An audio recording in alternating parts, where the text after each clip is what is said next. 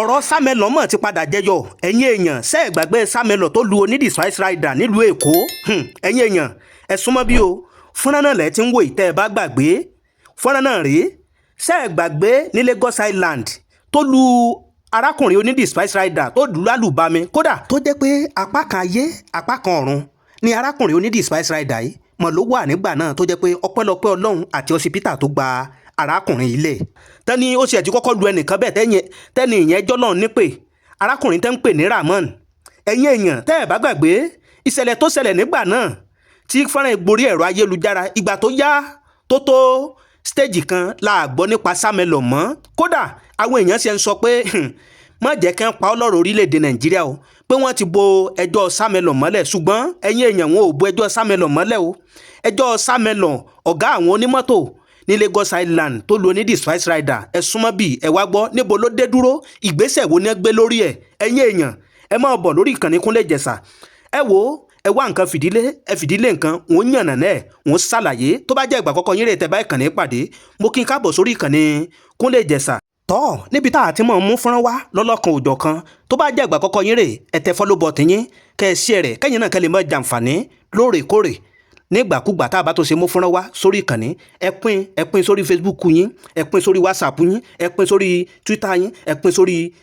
pín sórí TikTok yín kó go far kó kan onílé kó kan àlejò kó kan ọkùnrin kó kan obìnrin lórí kéèsì arákùnrin tẹ́ ń pè ní Samelon ìyẹn ọ̀gá àwọn onímọ́tò tó lu onídìí Spice Rider ní Lagos Island lálùbami tọ́ ẹ má wá gbàgbé àdéhùn wa là ń múṣẹ lórí ìkànnì wa pé gbogbo nǹkan tó bá ń lọ káàkiri gbogbo àgbáláyé là á mọ̀ mú wá sórí ìkànnì Kúnlé Ìjẹ̀ṣà tẹ́yìn náà tẹ́ mọ̀ fojú ara yín rí tẹ́sì mọ̀ fi etí ara yín gbọ́ ó ti tójọ́ mẹ́ta tí àwọn èèyàn ti ń pariwo lórí ọ̀rọ̀ kéèsì Samelon àti ọ̀dọ́mọkùnrin onídìí Spice Rider tọ́ bó o ló ṣe jẹ́ torí ọ̀pọ̀ èèyàn ló rò pé ọ̀rọ̀ Samelon ọ̀gá onímọ́tò tó lu onídìí Spice Rider wọ́n mọ̀ rò pé mọ̀ ti kú rewéregbò ni o ṣùgbọ́n ọ̀rọ̀ yóò kú rewéregbò wọ́n ní bí rọ́bà lọ fógún ọdún ìjọ kan lòtítọ́ bá kí ló tó wá ṣẹlẹ̀ lórí ọ̀rọ̀ Samelon pàápàá jùlọ ìgbésẹ̀ wo ni ilé ẹjọ́ gbé lórí ọ̀rọ̀ Samelon lu onídìí Spice Rider ní Lagos Island tẹ́lẹ̀ ó ti kọ́kọ́ lu arákùnrin tí orúkọ rẹ̀ ń jẹ́ Ramon tẹ́ni tí yẹn sì jọ́lọ́ nípè ẹ̀yin èèyàn bó ṣe jẹ́rè ẹ jẹ́ kí n ṣàlàyé ẹ jẹ́ kí n yànnà náà ẹ wá nǹkan fìdílé ẹ máa pín fọ́nrán yìí ẹ máa share rẹ̀ ẹ máa pín lógúnlógún ẹ jẹ́ kó gófà kó kan nílé kó kan àlejò ká sì máa gbọ́ èròǹgbà yín lábẹ́ kọ́mẹ̀ǹtì tọ́ kí ló ṣẹlẹ̀ nílé ẹjọ́ látàrí bẹ́ẹ̀ tó ṣe gbé Samelon lọ sílé ẹjọ́ o ẹ̀yin èèyàn wa nǹkan bẹ́ẹ̀ o kódà ọ̀rọ̀ ti di bóòlù yá mi lórí ọ̀rọ̀ Samelon tó lu onídìí Spice Rider kódà ọ̀pọ̀ èèyàn sí ẹ̀ ló mẹ́sẹ̀jì wá pé àwọn ò mọ̀ gbọ́ nǹkan kan lórí kéèsì Samelon ìyẹn tó lu onídìí Spice Rider ní Lagos Island wọ́n ní sẹ́sì ẹ̀ ti yá bo ọ̀rọ̀ mọ́lẹ̀ nìyẹn wọ́n ní sẹ́ ti yá sáré bo adúrú nǹkan tó ṣẹlẹ̀ nǹkan bàtàbàtà báyẹn tó ṣẹlẹ̀ wọ́n ti yá sáré gbẹ́sẹ̀ lé kéèsì yẹn nìyẹn ṣùgbọ́n báyìí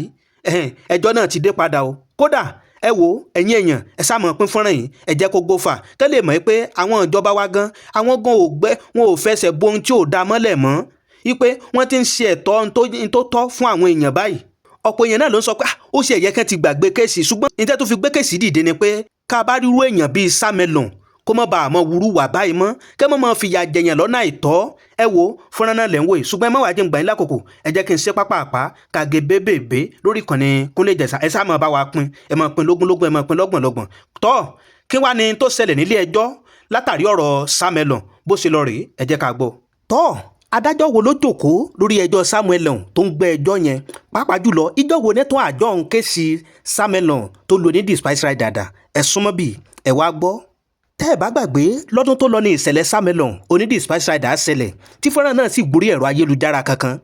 tó sì jẹ́ pé ọ̀pọ̀lọpọ̀ ọ̀rọ̀ làwọn èèyàn ń sọ tí wọ́n sọ pé judges for ọmọlé Samuel ìyẹn arákùnrin onídìí Spice Rider tí Samelon lù ìyẹn ní Lagos Island ṣùgbọ́n nígbà tí fọ́nrán náà ń jà rìnrìn lórí ẹ̀rọ ayélujára làwọn àṣírí kan náà tó ń tú lórí àwọn ìgbésẹ̀ tí Samelon ti gbé tẹ́lẹ̀ pàápàá jùlọ lórí àwọn tó ti nà tó jẹ́ pé jọ́lọ̀ nípè ìgbà yẹn làṣírí tú pé ó ti kọ́kọ́ na ọmọkùnrin kan tẹ́ ń pè ní Ramon tó jẹ́ pé ìyẹn wọ́n ló padà jọ́lọ̀ nípè ní látàrí nínà ànáfẹ́ kú ọ̀rọ̀ yìí ló ta àwọn ọmọ orílẹ̀-èdè Nàìjíríà lára pé tírú téèyàn kan bá lè mọ̀ ṣe bí irú eléyìí àtìgbà náà ni kẹ́sì ń ní ti ń fà á lọ fà á bọ̀ ní ti ń gbà á bí ẹni gbàgbọ́ ọtí ṣùgbọ́n ìgbà tó wá dé ìkórìtà kan láàkànṣe wàá gbọ́ nǹkan kan nípa kéèsì Samelon tó lu onídìí Spice Rider ọ̀pọ̀ àwọn èèyàn sì ló ń sọ pé so yẹ ṣé ti wá gbẹ́sẹ̀ lé kéèsì Samelon ni adúrú kéèsì jẹranjẹran báyẹn lẹ́yìn tó lu ni lálùbami tó jẹ́ pé Ọlọ́run ni ò gbẹ̀mí ọ̀mọ̀lé Samuel tó jẹ́ pé ìgbà táwọn àwọn sì rí evidence bó ṣe lu Ramon tó jẹ́ pé Ramon sì padà jọ́lọ̀ ní pé irú nǹkan báyìí kò yẹ kí ìjọba àpapọ̀ kò yẹ kí wọ́n fọwọ́ bò ó yẹ kí wọ́n ṣe ìdájọ́ tó tọ́ lórí Samelon ni. Ọ̀rọ̀ Samelon tí àwọn ọmọ orílẹ̀-èdè Nàìjíríà tí wọ́n ti sọ̀rọ̀ ìtìlò lórí ẹ̀ ẹni tó wá jẹ́ ká tún mọ gbogbo bó ṣe ń lọ lórí ọ̀rọ̀ Samelon ó ní alàgbà Sherifudeen Ọjọ́ ọmọ Èkó mo gbóṣùbà kárí fún yín látàrí bẹ́ẹ̀ ṣe yànnàná fọ́nrán yìí pàápàá jùlọ tẹ́ ẹ̀ jẹ́ kí ọ̀rọ̀ yìí tẹ́ ẹ̀ jọ kó kú rewéregbò alàgbà Sherifudeen àwọn náà mú update bí ẹjọ́ ṣe lọ́lé ẹjọ́ lẹ́nìí bí ẹjọ́ ṣe lọ nílé ẹjọ́ látàrí ọ̀rọ̀ Samelon wọ́n ní kódà wọn ò ṣe ẹ̀jẹ̀ kó mọ̀ pé ilé ẹjọ́ gan ni wọ́n ń gbé lọ wọ́n ní ìgbà tí wọ́n á délé ẹjọ́ wípé oríṣiríṣi àwọn ọ̀rọ̀ ló tún jẹyọ nílé ẹjọ́ wọ́n ní ǹjẹ́ ó sì ẹ̀ lè ǹjẹ́ nǹkan kan sì ẹ̀ lè ṣẹlẹ̀ tí wọ́n fi lè dẹjọ́ inú bí lórí ọ̀rọ̀ Samelon tó lu onídìí Spice Rider yìí ẹ wo ẹ mọ̀ gbọ́ o. Is there a legal loophole that could enable him to avoid paying penalty or life imprisonment for the murder charge? Capital no. Wọ́n ní ṣé ọ̀nà kan wà kùdìẹ̀kùdìẹ̀ sọ wà tó fi lè jẹ́ pé lórí ọ̀nà ìlànà òfin tálàgbà yìí tó fi lè escape pé kó má jìyà ẹ̀ṣẹ̀ tó ṣẹ̀ wọ́n ní capital no kò sí.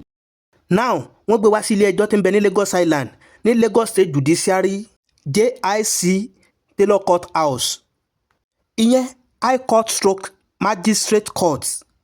tó wà ní Gbòsèré nílùú Èkó ibẹ̀ ni wọ́n gbé wá kódà adájọ́ tí wọ́n ní wọ́n jókòó lórí ẹjọ́ yẹn tí wọ́n ń gbọ́ ẹjọ́ yẹn Justice Muideen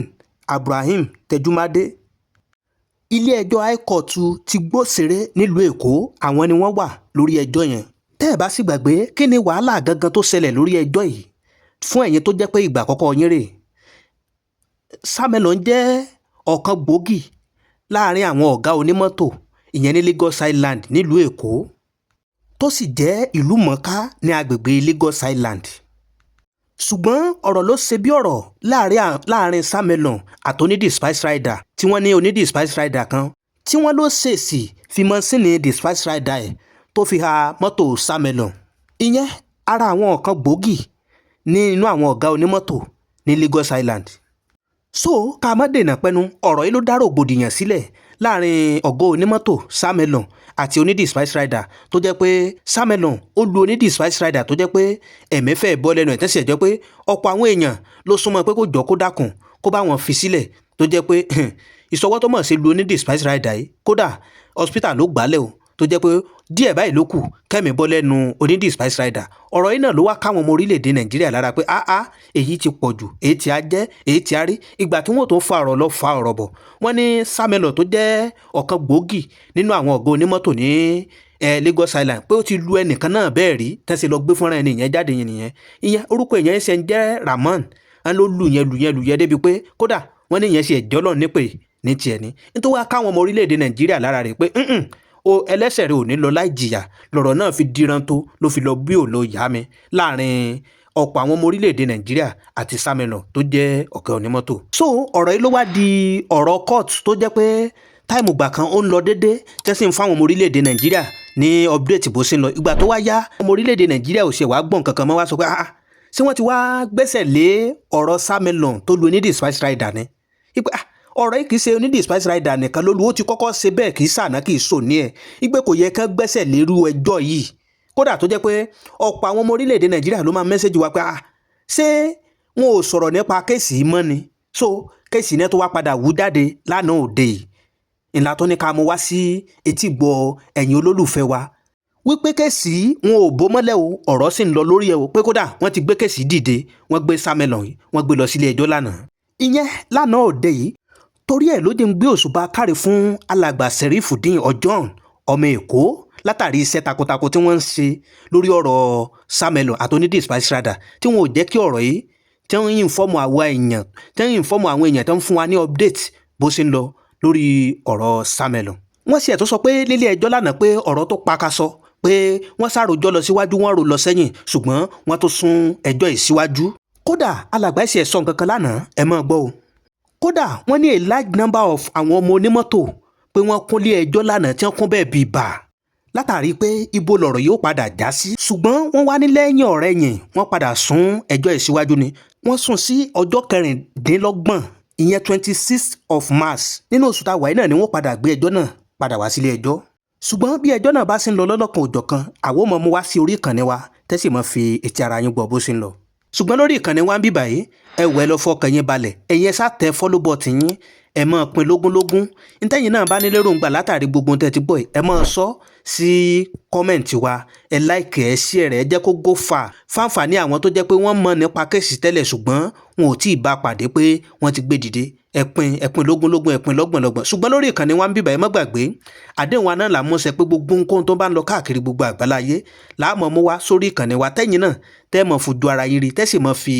etí ara yín gbọ́ bó ṣe ń lọ lọ́lọ́kan òjọ̀kan tọ́ àdúrà wa sí gbogbo ẹ̀yin olólùfẹ́ Kúnlé Ìjẹ̀ṣà pàápàá jùlọ ẹ̀yin tó jẹ́ ìgbà àkọ́kọ́ yín rè tẹ́ bá ìkànnì ẹ̀ pàdé àtàyìn tó jẹ́ pé ẹ ti wà pẹ̀lú wa lọ́jọ́ tó ti pẹ́ àmọ́ ní ṣẹ̀ṣẹ̀ gbé kódà àní sagbára lò àní síwá wo àní fòní àní fi bọ̀ láwa jẹ́ ire báyìí lójú owó rí ire lójú ọ̀la rí ire lójú gbogbo wa mọ̀ rí o ìpàdé wa bí oyin ó dà.